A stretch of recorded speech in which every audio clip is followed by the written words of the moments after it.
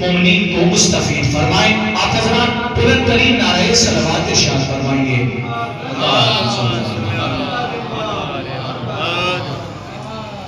جزاک اللہ.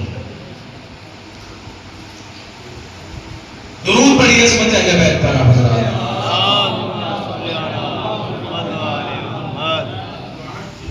ماشاءاللہ لا حول ولا قوة الا باللہ العلی العظیم. اعوذ باللہ من الشیطان الرجیم. بسم اللہ الرحمن الرحیم. الحمد للہ الذی نصبا وسهلا وكان وكالا كل شيء قدیر. وصلی اللہ علی النبی الکریم والذین اذهب عنهم الرجس یطہرهم تطہیرا.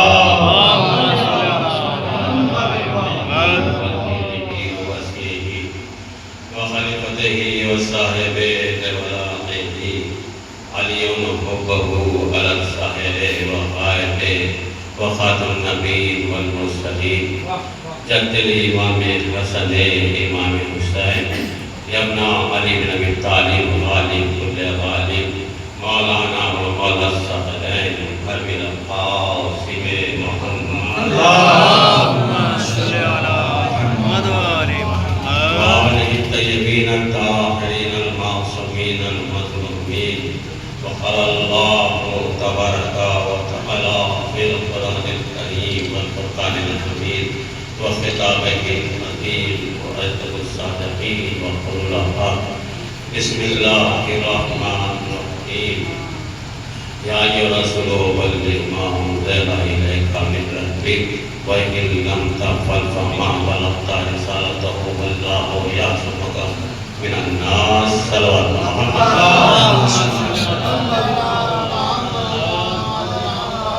مومنین کرام، سب سے پہلے میری طرف سے عید عتیق اور عید مبارک کی مبارکباد پیش کرتا ہوں.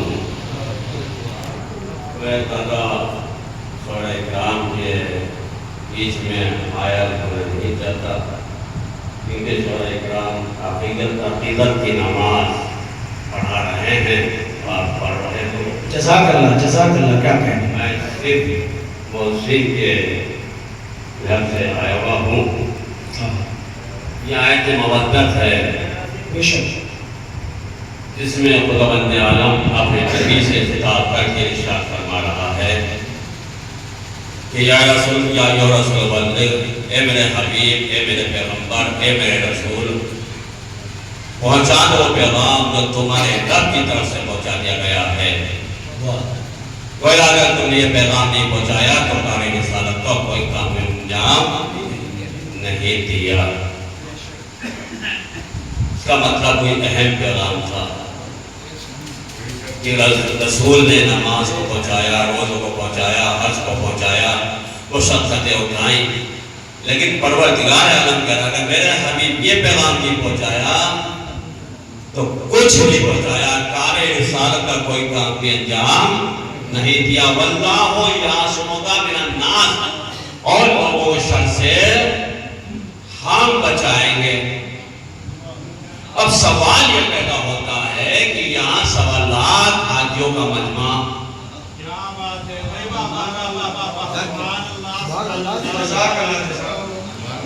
یہ سب کے سب حاجی ہیں، ابن صحابی ہیں. یہاں شر کیسا؟ ابن فساد کیسا؟ شر کیسا؟ حاجی کو تو شر ہونے ہی چاہیے. ابن صحابی بھی ہیں. اللہ کیوں کہہ رہا ہے کہ لوگوں شر سے ہم بچائیں گے؟ اور پیغام بھی پہنچانا تھا ان حاجیوں کے درمیان. اللہ نے کہا لوگوں شر سے ہم بچائیں گے. اس کا مطلب یہ ہوا کہ سبھی حاجی نہیں تھے.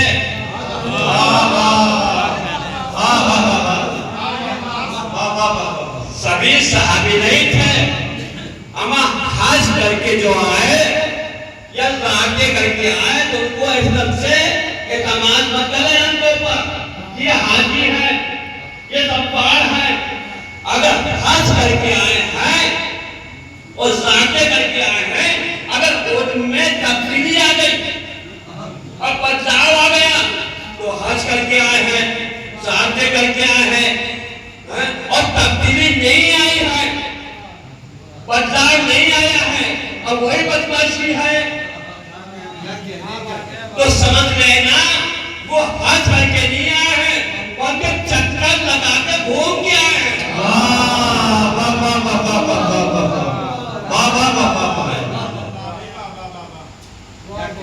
اللہ نے کہا پہنچا دو پیغام, اب نبی نے انگلی کا اشارہ کیا کہ آگے والوں کو پیچھے, پیچھے والوں کو آگے. یہ نبی انگلی کا اشارہ نہیں کر رہے تھے بلکہ تا قیامت تک مہر لگا رہے تھے.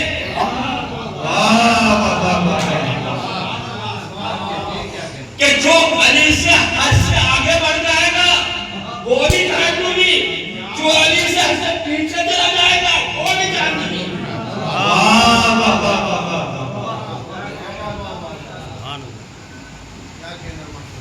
نبی نے غدیر خون کا میدان سجایا حاجیوں سے, حکم کیا منبر بنایا جائے.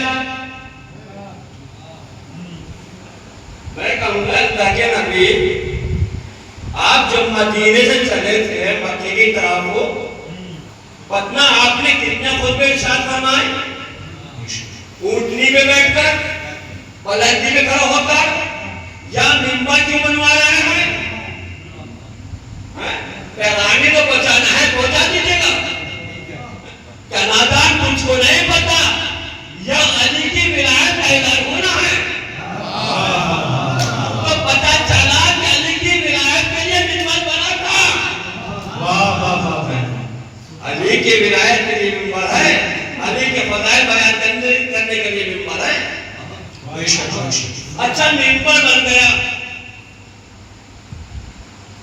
کچھ مخصوص صحابیوں کے پہلانے سنت کا منبر بنا, میں اس میں تفصیل میں نہیں جاتا, مختصر سا منبر بنا. جب منبر بن کے تیار ہو گیا, نبی منبر میں پہنچے, علی کو بلایا, اپنے برابر میں کھڑا کیا. تاریخ غدیر نے ایک منبر پر دیکھا دونوں کو. آپ یہ بتائیے غدیر سے پہلے یا غدیر سے بعد اب تک کبھی منبر پر دو مولانا کو دیکھا ہے؟ ایک وقت میں ایک منبر پر کبھی دو مولانا کو دیکھا ہے؟ کبھی نہیں دیکھا. یہ غدیر کا پہلا منبر تھا کہ ایک وقت میں ایک منبر پر دو مولانا کو دیکھا.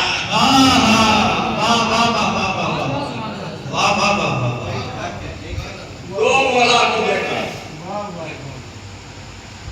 نبی نے ارشاد فرمایا اللہ ہو مولایا, اللہ میرا مولا ہے, وانا مولا مومنین, میں مومنوں کا مولا ہوں.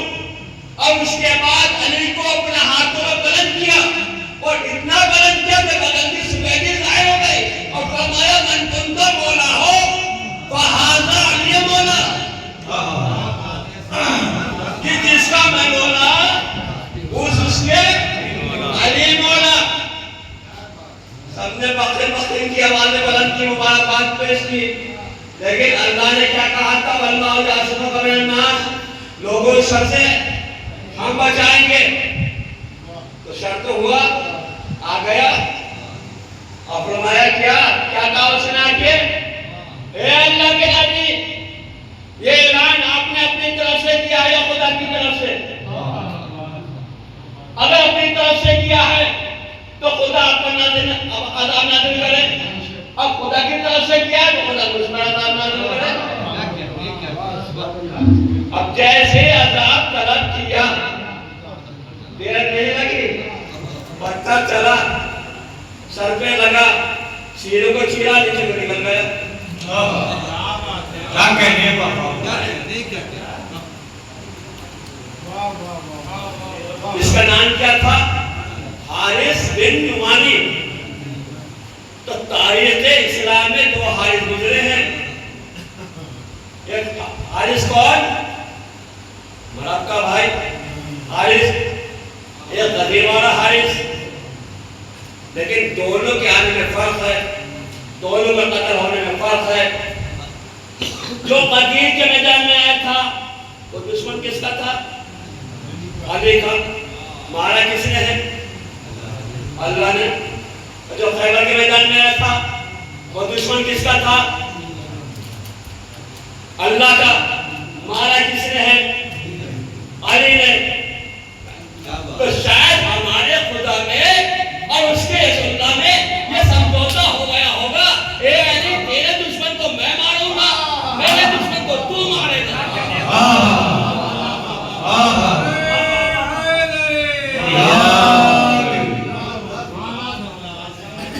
اچھا یہ بتائیے کہ قدیر سے جب مولا کا اعلان کر دیا اور رسول اسلام نے پہنچا دیا پیغام، تو آیت آئی اليوم اکملت لکم دینکم واتممت علیکم نعمتی، کہ آج ہم نے دین کو مکمل کر دیا اور نعمتیں تمام کر دی اور ہم دین سے راضی ہو گئے. دین سے راضی ہو گئے. تو غدیر سے پہلے نبی نے بڑی مشقتیں اٹھائی ہیں، بڑی دقتیں اٹھائی ہیں. اللہ نے تو نہیں کہا کہ میں اسلام سے راضی ہو گیا. نبی نے نماز کو پہنچایا، اللہ نے نہیں کہا کہ میں اسلام سے راضی ہو گیا. نبی نے روزوں کو پہنچایا، اللہ نے نہیں کہا میں اسلام سے راضی ہو گیا. نبی نے حج کو پہنچایا، اللہ نے نہیں کہا کہ میں اسلام سے راضی ہو گیا. نبی کو پتھر مارے گئے، پتھروں سے زخمی کیا گیا، اللہ نے نہیں کہا کہ میں اسلام سے راضی ہو گیا. نبی کو وہ کوڑا کر کے ڈالا گیا، اللہ نے نہیں کہا کہ میں اسلام سے راضی ہو گیا. نبی کے اوپر اونگلی پھینکی گئی، اللہ نے نہیں کہا کہ میں اسلام سے راضی ہو گیا. جنگ بدر ہو گئی، اللہ نے نہیں کہا میں اسلام سے راضی ہو گیا. جنگ خیبر ہو گئی، اللہ نے نہیں کہا میں اسلام سے راضی ہو گیا. جنگ خندق ہو گئی، اللہ نے نہیں کہا کہ میں اسلام سے راضی ہو گیا. جنگ احد ہو گئی، امیر حمزہ شہید ہو گئے، اللہ نے نہیں کہا کہ میں اسلام سے راضی ہو گیا. امیر حمزہ کا کلیجہ ہٹلر نے چبا لیا، اللہ نے نہیں کہا کہ میں اسلام سے راضی ہو گیا. جب تک علی کی ولایت کا اعلان نہ ہوا، جب اللہ علی کی ولایت کے بغیر اسلام سے راضی نہ ہوتا، تو علی کے بغیر تم سے کیا راضی ہوگا؟ جزاک اللہ خیر جزا. اس طرح جب اللہ بغیر علی کی ولایت کے اسلام سے راضی نہیں ہوتا، تو بغیر علی کے تم سے کیسے راضی ہوگا؟ اور یہ جشن جو ہے، یہ محفل جو ہے، مناسبت ہے جشن عید غدیر اور جشن عید مباہلہ. اور مختصر سا مباہلہ کا بھی ذکر کرتا چلو. جب نجرانیوں سے مباہلہ ہوا، کیا مباہلہ ہوا تھا؟ کرائی نہ مباہلہ؟ نجرانیوں نے مباہلہ کیا کب ہے؟ نہیں کیا، کیونکہ انہوں نے کہہ دیا تھا اگر نبی مدینے سے پڑوسیوں کو ہدایت کو لوگوں کو لے کے آئے تو مباہلہ کر لینا، اور اگر نبی اپنے اہل بیت کو لے کے آئے تو مباہلہ مت کرنا. تو نبی لے کر مباہلے سے کس کو چلے؟ ایک نبی خود،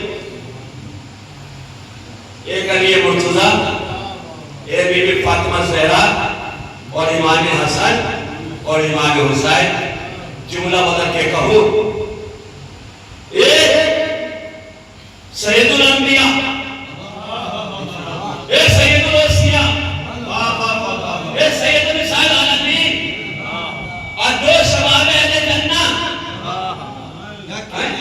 ایک انبیاء کا سردار، ایک عورتوں کا سردار، ایک عورتوں کا سردار، ایک جنت کے جوانوں کا سردار. تو نبی سرداروں کو لے کے گئے تھے، یعنی نبی نے بتا دیا کہ مدینہ میں ان کے علاوہ کوئی سردار ہے نہیں.